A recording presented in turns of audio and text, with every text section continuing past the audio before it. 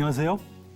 성경이 우리 삶에 조금 더 가깝게 그리고 쉽고 재미있게 다가오는 시간, 소문난 성경 교실과 함께하는 배본철 교수입니다.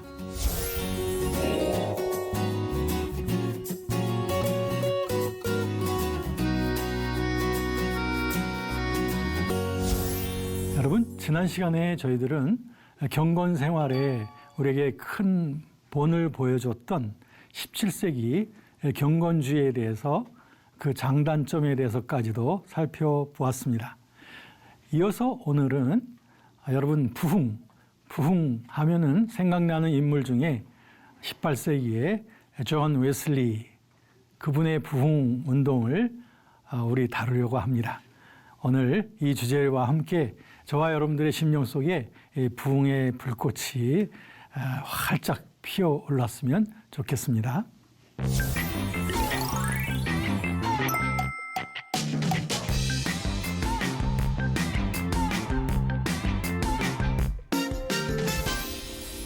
부흥이라고 하는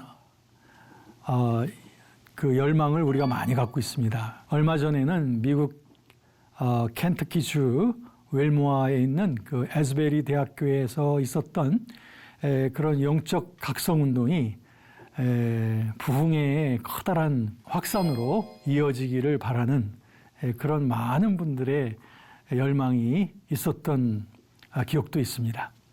정말 이 부흥 정말 우리가 모두 사모하는 것인데요. 이 부흥 운동의 가장 전형적인 표본을 보여줬던 분 중에 하나가 바로 영국의 존 웨슬리를 들 수 있습니다. 그래서 오늘 존 웨슬리의 부흥 운동에 대해서 살펴보도록 하겠습니다.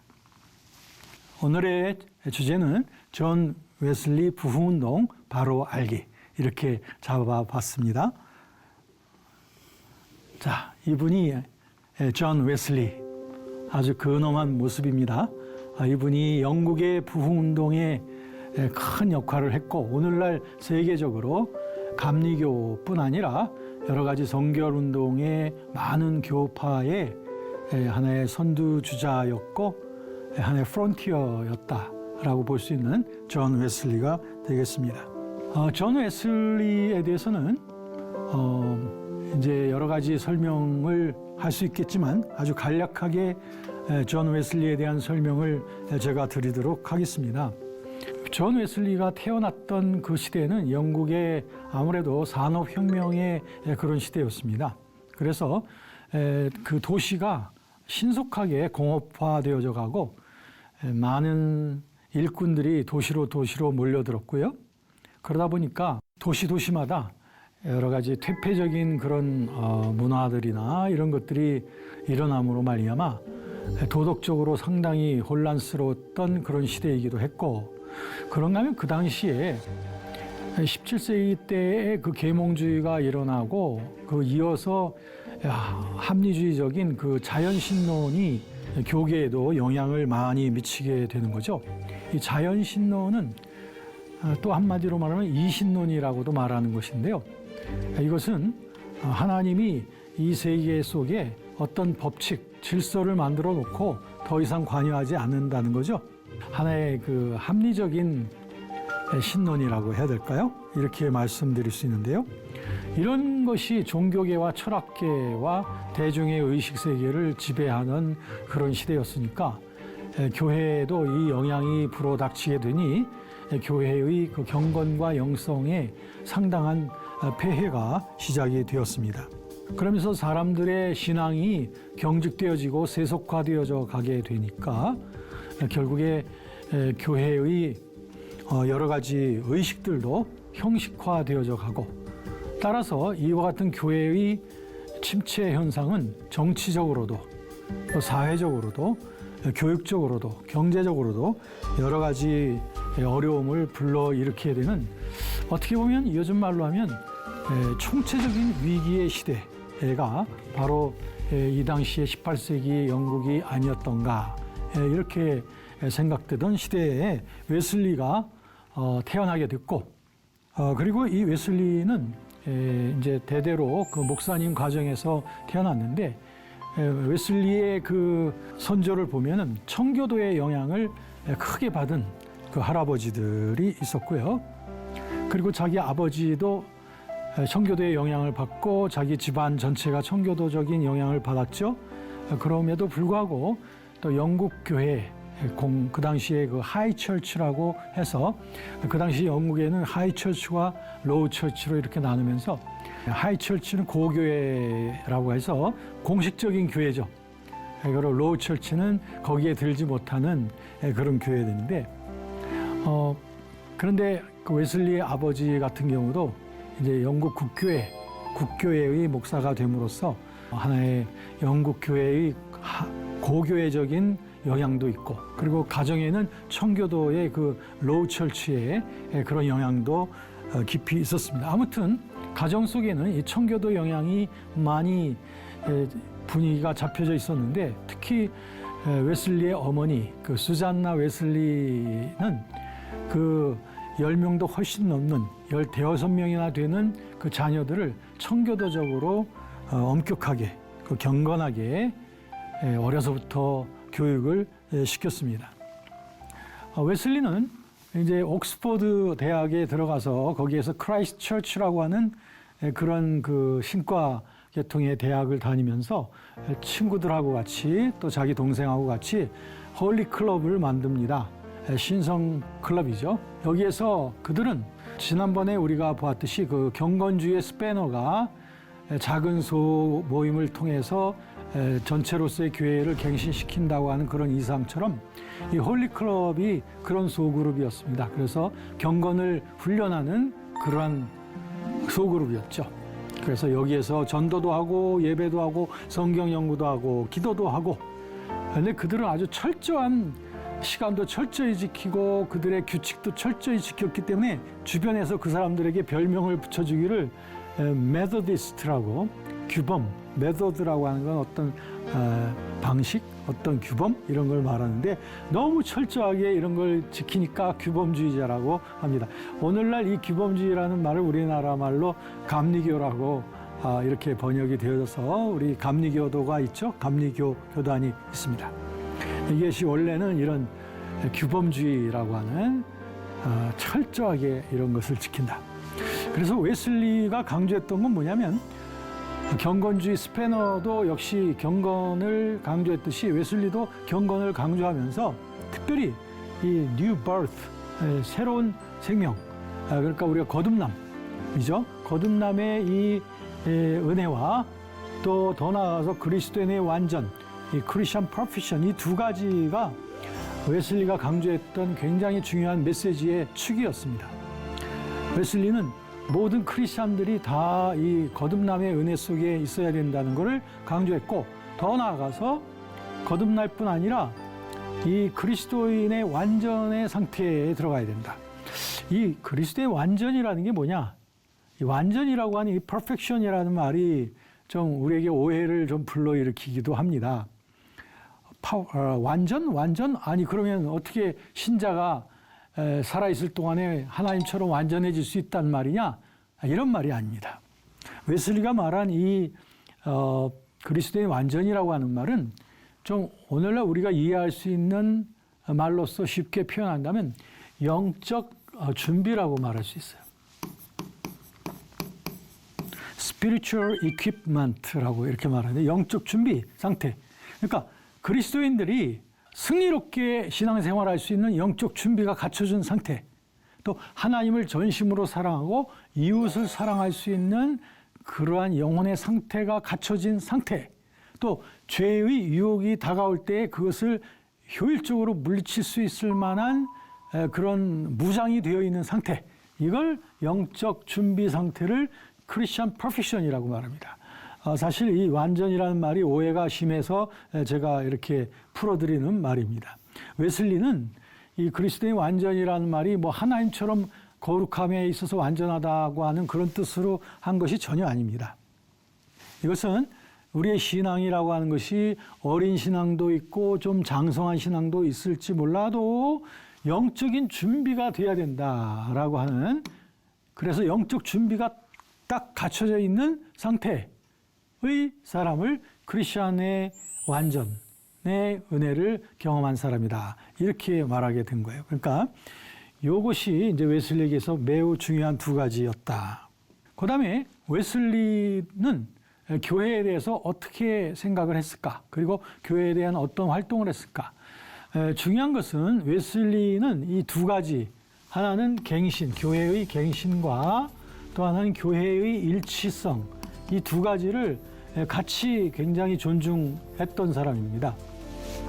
그래서 건강한 교회는 교회의 갱신과 일치가 함께 아우러져야 된다라고 생각했던 거예요. 그래서 웨슬리는 교회가 성령이 주시는 이 성결의 능력, 이게 바로 아까 말한 크리스천 퍼펙션, 그리스도의 완전인데 이걸 통해서 지속적으로 새롭게 돼야 된다. 이게 갱신 아니겠습니까? 리뉴얼. 네, 새롭게 되어지는 거. 교회는 계속 새로워져야 된다. 성령께서 새롭게 하시는 이게 꼭 필요하다. 그래서 그는 당대의 자기 시대의 영국 교회가 앵글리칸 처치죠. 영국 교회가 너무 복음과 하나님에 대한 열정을 잃어버린 것으로 판단을 했습니다. 그래서 교회의 갱신적 리더로서 교회를 새롭게 만드는 일에 자기가 사명을 받았다고 생각했어요. 그래서 그는 영국 교회 내에 열성 있고 경건한 사람들을 일으키려고 갱신운동을 시작을 한 거예요. 그러니까 웨슬리 부흥운동의 시작이 바로 거기에서 시작된 겁니다. 웨슬리는 물론 안 믿는 사람들에 대한 전도도 많이 했지만 교회 내에 잠자고 있는 크리스찬들을 깨우는 갱신의 역할, 이것을 웨슬리가 매우 중시했습니다. 그 다음 교회의 일치에 대해서는 웨슬리는 교파적인 다양성을 상당히 인정을 하면서도 역시 한 몸으로서의 교회의 일치성을 굉장히 강조했습니다. 그래서 모든 교회는 교파가 좀 다르더라도 교파 사람들에게 서로 열려져 있어야 된다. 그것이 바로 교회의 다양성인데 다양성 속에서의 일치, 이거를 굉장히 웨슬리는 중시했던 것을 봅니다. 꼭 우리 교단이 아니더라도 우리 서로 다른 교단이라 할지라도 서로 다른 다양성 속에서 우리는 한 형제가 된다고 하는 다양성 속에서의 일치를 웨슬리는 강조했어요. 그런가 하면 이 사회도 하나님 나라의 가치로 변혁이 돼야 된다라고 보았습니다. 그래서 웨슬리는 개인의 성화에도 관심이 많았지만 교회의 갱신과 일치에도 상당한 강조를 했으며 더 나아가서는 하나님 나라의 가치관으로 사회를 변혁시켜 나가는 일, 그것이 바로 크리스찬들, 은혜 받은 크리스찬들이 해야 되는 아주 중요한 일이다 라고 웨슬리는 보았던 것이죠. 그러면 이와 같은 웨슬리의 부흥의 신앙, 이것이 부흥 운동으로 이어져 가는 것을 보게 되는데요. 존 브래디라고 하는 학자는 말하기를 뭐라고 말하냐면 웨슬리 부흥운동의 주된 본질은 도덕적 의와 내적 자유를 향한 그의 열정에서 비롯된 것이다. 그러니까 부흥운동의 주체가 뭐냐? 결국에는 내 안에서의 도덕적인 의와 내적인 자유를 끝없이 추구했던 그 웨슬리 자신에게서부터 시작이 된 거다. 여기가 근본적인 거라는 거죠. 그러면서 말하기를 참된 신앙이 뭐라고 봤느냐, 웨슬리는 인간의 개선을 위한 여러 가지 선한 행실을 열매 맺는 인간 영혼 속의 하나님의 생명이다. 인간 영혼 속에 있는 하나님의 생명, 성령 안에 있는 그 생명의 능력이 결국 선한 행실을 열매 맺는다 하는 것입니다. 그러니까 웨슬리에게 있어서는 그가 그 홀리클럽을 하고 있을 때도 역시 선한 일들, 또 구제사역, 전도 뭐 이런 그 사회적인 역할들을 많이 했었는데 그가 나중에 이 메도디스트의 지도자가 되고 나서도 웨슬리는 이것을 굉장히 중요시했습니다. 우리 안에서 거룩한 열매가 생기면 결국엔 그것은 행실로서 나타나야 된다. 그리고 그 행실의 열매가 사회를 변화시키는 그런 하나의 주체가 되어져야 된다라고 믿었던 것이 웨슬리입니다. 그러니까 웨슬리의 그 사회 활동의 동기가 분명한 거죠. 그건 뭐예요? 내적인 우리 개인적인 성화가 결국엔 교회를 변화시키고 그것이 결국에는 사회 활동 속에서 열매를 맺는 것이다. 그러니까 웨슬리에게 있어서 개인의 성화와 사회적 성화는 서로 길을 같이 가는 것으로 본 것이죠. 자, 이것이 바로 하나님 사랑과 이웃 사랑에 대한 그리스도인의 최대의 과제라고 본 것이죠. 이것이 없이는 참다운 행복의 길이 아니다.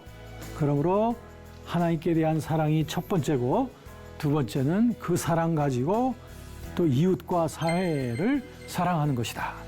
이것이 웨슬리의 주된 메시지였던 것이고 그런 웨슬리의 가르침을 그의 제자들이 받게 된 거예요. 그래서 웨슬리의 제자들 중에는 목회자들이나 선교사들만 있는 것이 아니라 각계 각층의 전문인들이 정말 많았습니다. 그 사람들이 웨슬리의 메시지를 받고 그리고 자기가 있는 그 사회 속에서 개혁의 일, 사회 변혁의 일을 하기 시작한 거예요. 그것이 웨슬리의 부흥운동이 결국 영국 사회 전체를 크게 변화시키는 그런 사회적인 변혁의 열매로 나타나게 됐던 것이죠. 그래서 웨슬리 부흥운동을 통하여 나타나게 된 그 사회적인 결과들이 정말 많이 있습니다. 엄청나게 많이 있는데 그중에 몇 가지들을 보면 노예제도에 관한 개혁이 웨슬리로 인하여 많이 촉진이 되어졌고요. 영국에서 이제 일반인들을 위한 대중교육, 특별인들이 아니라 일반인들 또 중하류층을 위한 대중교육 이런 것들도 웨슬리 부운동의 결과. 그다음에 교도소의 개혁운동이 일어나고요. 그 외에도 자유로운 약국들도 웨슬리 부운동에 의해서 최초로 생기게 됐고 그 외에 YMCA, 구세군 이런 것들이 다 웨슬리 부운동으로 인하여 일어난 사회적인 활동과 그 기구들인 것을 볼 수가 있어요. 여기에 대해서 웨슬리의 부운동이 끼친 그 영향이 너무나 크기 때문에 모든 걸 다 말씀드릴 수는 없습니다. 이 노예제도에 대해서도 웨슬리 자신이 노예제도에 대해서 반대하는 그런 논문을 그가 썼거든요. 그런데 그가 쓴 그 논문과 그의 강의에 대해서 많은 사람들이 영향을 받게 됐죠.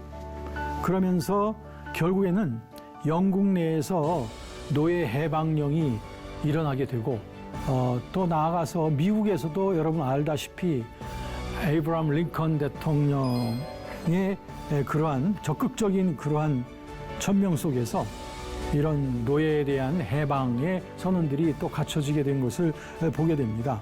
뭐 그렇게 되어지는 그 과정 속에는 여러 계속적인 그런 이어지는 그런 영향력의 전달들이 있는 것이죠.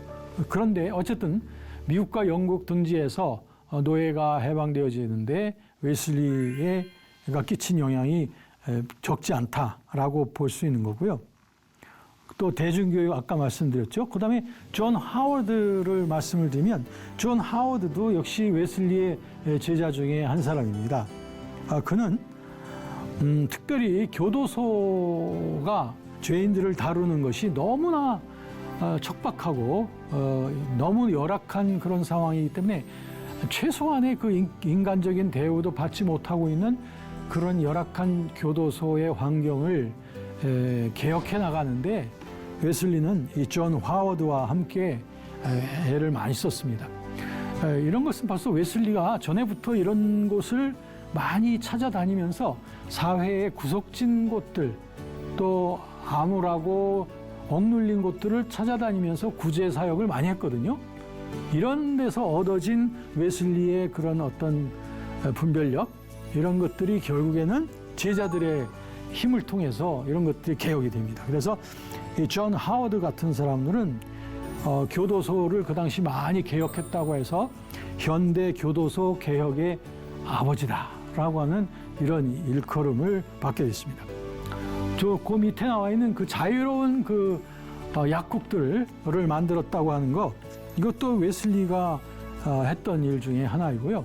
그리고 YMCA나 구세군, 아까 말씀드린 대로 이런 것들이 결국 웨슬리의 그런 정신을 통해서 시작이 돼서 결국엔 사회의 개혁을 위해서, 사회 변혁을 위해서 활동하는 이런 기관이 되는 것이죠. 자, 여러분, 이렇게 볼 때 아까 제가 말씀드렸듯이 웨슬리의 영적 부흥, 영적 각성을 위한 그 운동이 개인에서만 끝난 것이 아니고 결국 잠자고 있는 영국 교회를 깨우는 각성 운동이 됐고, 그리고 영국 교회가 갱신되어질 뿐 아니라 서로들 교파가 서로 틀려도 서로들 같이 연합할 수 있는 하나의 일치적인 교회 의식을 갖게 됐다는 점, 그리고 더 나아가서 사회 전반에 걸쳐서 웨슬리의 부흥운동은 사회 변혁에 커다란 열매를 맺게 됐다는 것.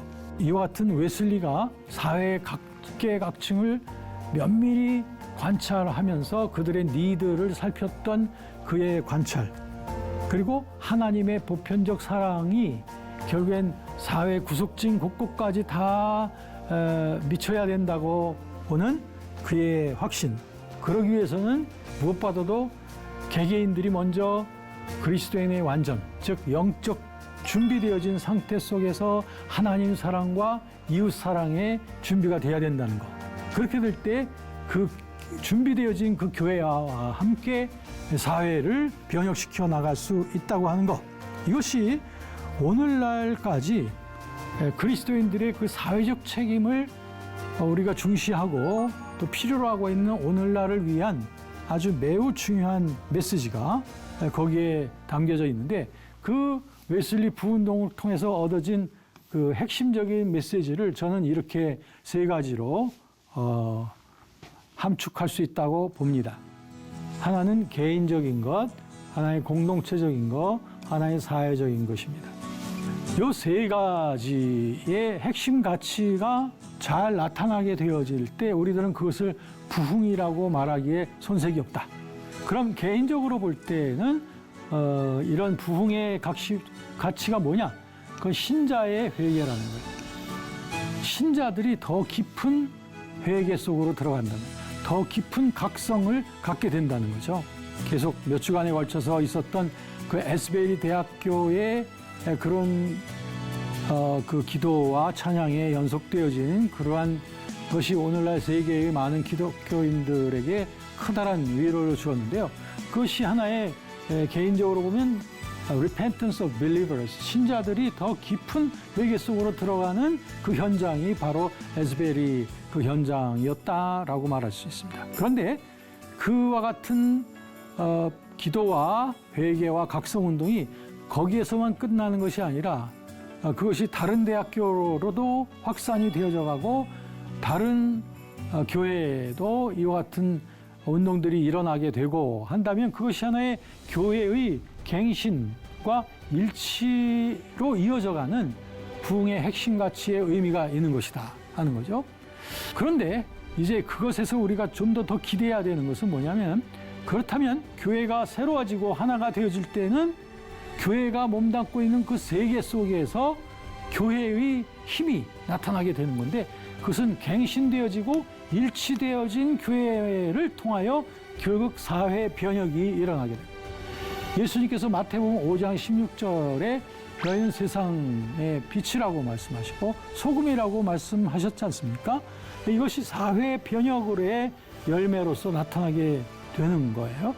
우리가 역사적으로 볼 때 부흥이었다, 시대적인 부흥이었다라고 우리가 평가하는 그런 운동에는 항상 이 세 가지의 이런 요소들이 풍요롭게 증거되어졌던 것을 우리가 보고, 그것은 부흥이었다, 영속적인 영향을 미치는 부흥이었다라고 이렇게 말하게 되는 거죠.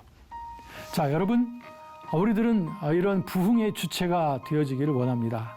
그러기 위해서 우리들은 내면 속에 영적 준비, 웨슬리의 말을 빌린다면 Christian perfection, 이것으로 준비가 돼야 되고, 그래서 우리의 교회가 갱신되어지고 그래서 하나된 교회의 한몸 사상이 더 확산되어져 나가야 되겠고요.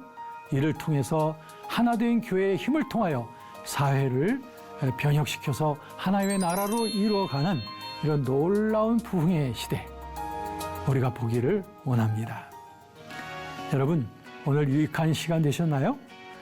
오늘 수업은 또 유튜브 영상으로도 올라가니까 궁금한 내용은 다시 보기로 확인해 주셔도 되겠습니다.